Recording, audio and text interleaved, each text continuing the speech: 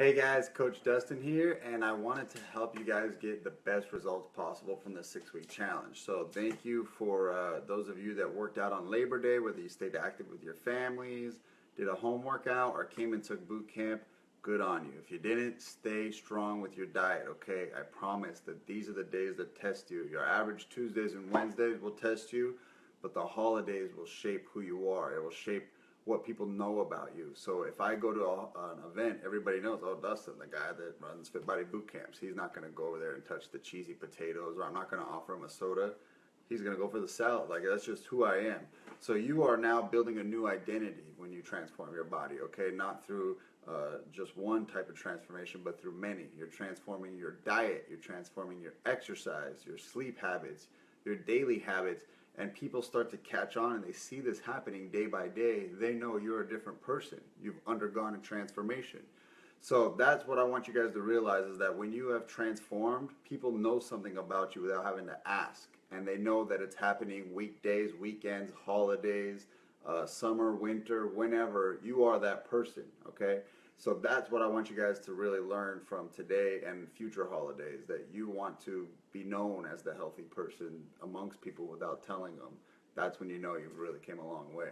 So what I wanted to do is go over some common myths, and so of course I'll open it up to some Q&A. That's what this is all about, but I also like to start with a little education. So I wrote down 5 of the top myths that I come across, and I just want to just smash them now, destroy them. So you guys are not believing them. There's a lot of lies. The fitness industry has a lot of tug of war, one expert saying one thing, one expert saying the other. But I know what's true just from in the trenches work. Working with thousands of clients over 12 years now, I've tested things. I know what works, okay? So the first one is fat-free and sugar-free is good for weight loss. And this is absolutely wrong, okay? This was a thing of the 90s where you were trying to get your fat-free Snackwells, crackers, and your sugar-free Jellos and all these things.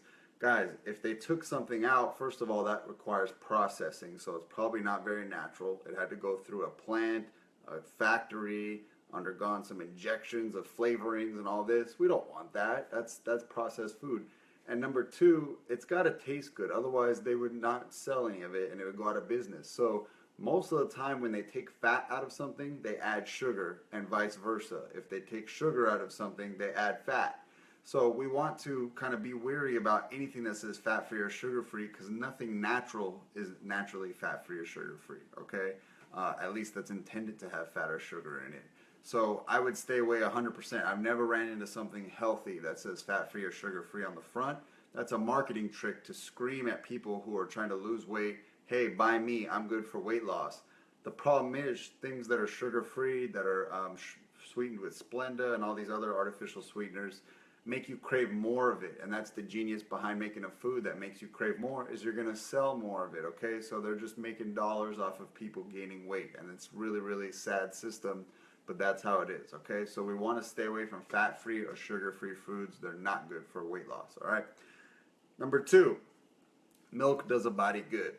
Absolute myth. Milk is not very nutritious for you, and a lot of moms get shocked when I say that, but the truth is, mother's milk is great for babies, okay? Because we are giving our same species the milk from within the species. We're the only species that drinks another species' milk. Giraffes don't drink goat's milk, and cats don't drink whale's milk, and I don't even know if whales have milk. But anyways, we're the only species that does that, and it's kind of weird if you think about it, that we drink a cow's milk, because cow juice is meant to make cows get bigger and grow and become stronger. So it's no, surprise that people see all these adverse effects when they drink tremendous amounts of milks, hormone imbalances. Guys start seeing some jelly in the chest. It's not really meant for human consumption. So I mean, those health alternatives, almond milk, coconut milk, all that's based off of plants and nuts and stuff like that. Cashew milk, rice milk. I think that's going to be a lot more natural for our body, because our body was meant to break down that, not drink another species of milk. Now, I mean, of course, it has some protein, has some healthy fat, and that looks all good on the label. But same scales, guys. If you guys go full fat milk, it's probably really low in sugar. And if you go low fat or non-fat milk, there's more sugar content. But again, these scales have to be playing with each other, because it still needs to taste good. If you add fat-free, sugar-free milk, it's water. It doesn't exist. It's going to taste terrible. So they got to add something to it. So if you are going to drink milk, of course, organic's the way to go. Just go full fat because that means it's in its natural state. They didn't go in and remove the fat and need to add sugar. Just go full regular organic milk, okay? That's going to be the best way to go. But what's even better than that, which is excellent choices, is your alternative milks. Almond milk, cashew, rice, all that type of stuff, okay? So basically, you know, I want you guys to just be aware that this is also how we kind of test how your body reacts. Some people will have one glass of milk and feel like crap. They're probably lactose intolerant, or their body just doesn't agree with it. You know, maybe they don't see any type of crazy reaction, like their skin breaking out or they are sick, but they just feel crummy. They just lose energy. You know, maybe they start yawning. Maybe their stomach hurts. It has trouble digesting it. That's common in traditional milk, okay? So don't feel like, you know, that you're weird or that your body is sensitive. It's common because the body doesn't know what the heck this stuff is we're pouring down there. So we're going on, moving forward. The third myth, carbs should be eliminated so you can lose weight. And that is a big, big myth, guys. We are really preaching to you guys to eat more protein, eat more healthy fats and vegetables, but by no means are we saying zero carbs, okay? Carbs are giving our body blood sugar so that we can be active, so we can go hike, so we can go exercise. But what we want to think about is carb cycling or carb timing, and that's placing the carbs in a planned place of the day. So, you know, you don't want to have carbs and then just lay down and go to bed, or you don't want to have carbs and sit at a desk for 8 hours. Of course, you need energy no matter what you're doing, if you're sitting down or getting up, walking around off. So we do need carbs, but we just want to limit enough, okay?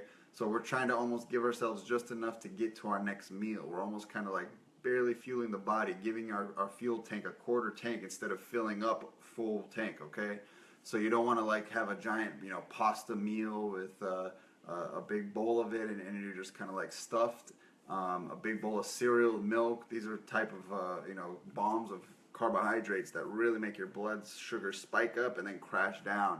We want to get just enough carbs to get through something. So if it's a very like low activity type of thing, like sitting at a desk, sitting in a car, just get enough carbs to get you to your next meal.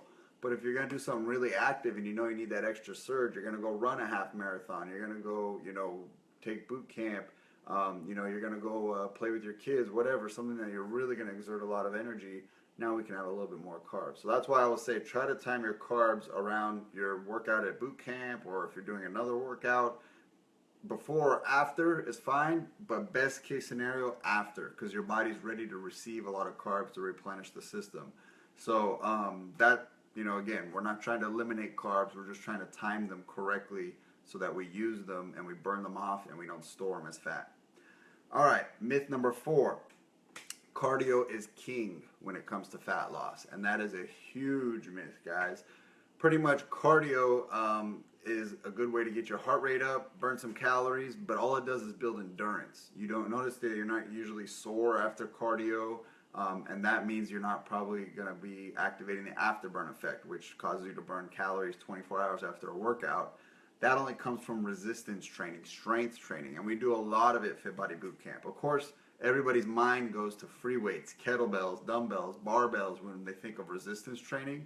But the truth is, resistance training is anything that applies resistance against your muscles. You know, if you're swimming in the water and you're pulling and pushing in the water, that's resistance training. So when we stretch bands, when we do push-ups and squats with just our body weight, you know, as resistance, anything like that, you're doing resistance training. When you're pulling yourself up against those TRX straps, when you're pulling resistance bands, when you're lifting those battle ropes, guys, those things are anywhere from 30 to 40 pounds total.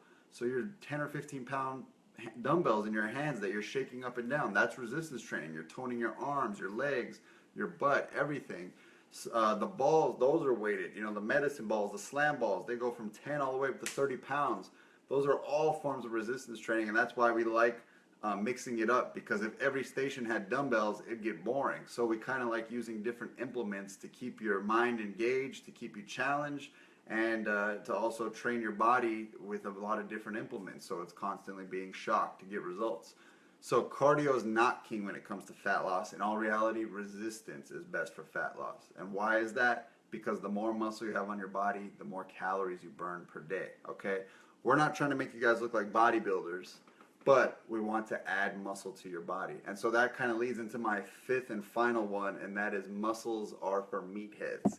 So you guys, we want to kind of break this myth right here, right now. Muscles are not just for meatheads. And when I say meatheads, it's those big, bulky guys at the gym that are lifting weights and they probably don't have much cardio endurance, and they're big and they're strong and their muscles are huge. We want you to train like them, but we don't want you to skip on your high intensity interval training, okay?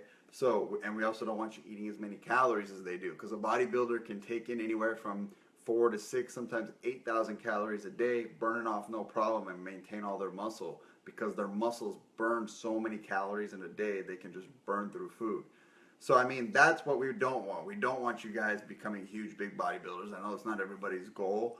And so what we try to do is train your body to build lean muscle, so that your body is tight, toned, and lean. So you are building muscle. The average is between 5 to 15 pounds of muscle. But in turn, you're dropping anywhere from 10 to 30 to even 50 pounds of body fat in exchange for that muscle. So your body composition shrinks. You become a smaller, tighter person, and maybe you only saw 10 pounds on the scale drop, but you know you lost 2, 4, 6 inches on the, on your waistline. That's because we're building some muscle while we're burning fat. And so that body, if you took that same person that was 160 pounds, but they had a lot of body fat, and that 160 pounds and they're lean, tight, and toned, they had low body fat, and you measured how many calories their bodies burn, it's completely night and day. So that's why we don't really focus again on the scale. It's all about how much fat you have on your body and how much muscle you have on your body. More muscle, you burn more calories, okay? And that's all around the clock. You think about it. If I add a pound of muscle to my body, I keep it with me all year long as an extra calorie burner. And then I'm going to stack up another pound of muscle and another pound of muscle. And now all year long I'm multiplying how many calories my body burns. And the benefit, I get to eat more and not gain weight. So that's our goal with you guys, is we're just trying to put on lean amounts of muscle, 5, 10, 15 pounds of muscle. So muscles are not for meatheads, they're for you guys, the people that are trying to burn fat, tone up, and stay energized, all right? So I know this was a quick, little session here, and it was last minute, and I was like, oh my God, I told them every Monday I'm going to do a Q&A, and it's Labor Day. Is anybody even going to be on the Strong group? Well, I got it done. I'm a man of my word, and I wanted to, make sure I do this with you guys. So if you have any questions, please comment below. Those were the main myths that I want to bust today, because they're very common. I get a lot of questions about them. And I don't want you guys to fall prey to incorrect information, okay? When you have the right information, you can make the right choices, okay? And like I said, we're going to just stack it up. Every week you're going to learn more and more about fat loss, so that, heck, you guys can teach others about fat loss. And that's what we are at the FBBC Strong, is when you're strong, you're strong enough to lift others up, okay? And that's all we're doing here, is your coaches are lifting you up so that you can lift others up around you, all right? That's our philosophy at FBBC. Okay, so Brandy's mind just exploded with information. Good to know, Brandy. You are learning more and more every day, as we all are. Okay, my mind is never done learning. I'm always having a thirst and an unquenchable, just desire for knowledge. So that's great. Emily, what's the difference between healthy eating and the right way? And can you give examples? To me, those sound exactly the same. I don't really see a difference between those two, because one of the things that we do at FBBC is we don't even really have like a diet that we follow. Like, hey guys, get on the FBBC diet. It's blank. It's ketogenic. It's, if it fits in your macros. It's, intermittent fasting. Pretty much, I just say clean eating. And clean eating has a few different principles. Number one, time your carbs around your activity. Eat often, every 3 to 4 hours. Eat organic as much as possible, as much that fits in your budget. And number 4, eat whole natural foods. And what that means is things that are minimally processed. So if I pluck a potato out of the ground and I go home and I cook it, there was no processing. So that's why the more local you can get it, stuff that's just grown, whether it's in your city or a neighboring city, it's going to have the most nutrition, it's going to have the least processing. But if my food came from Idaho, New York, a factory, you know, whatever, the more time it took to get to my kitchen, the less nutrition it's going to have. So we want to buy stuff close to home, minimally processed. That's the best. Those are the principles of our FBBC nutrition. Cheryl's loving the meal plan. Good to hear. There's always more all year long. We're releasing new meal plans to our clients so they constantly have fresh ideas, fresh recipes, and it helps you when you kind of feel like you're stuck in a rut of eating the same things over and over. So I'm glad you're enjoying it. And Brandy's friend says I'm wise. Thank you. All right, I guess if there's any note to end it with, it's that one. All right, guys, so that'll do it. Of course, this video will now be logged in the Challenger group. So if you guys want to tag your friends that might have missed it, go for it. If you guys have any questions, those of you that viewed it later than the live, please comment and I'll still follow up with you guys. But until then, have a fantastic Monday. Let's crush week 2, and I'll talk to you guys later. All right, bye.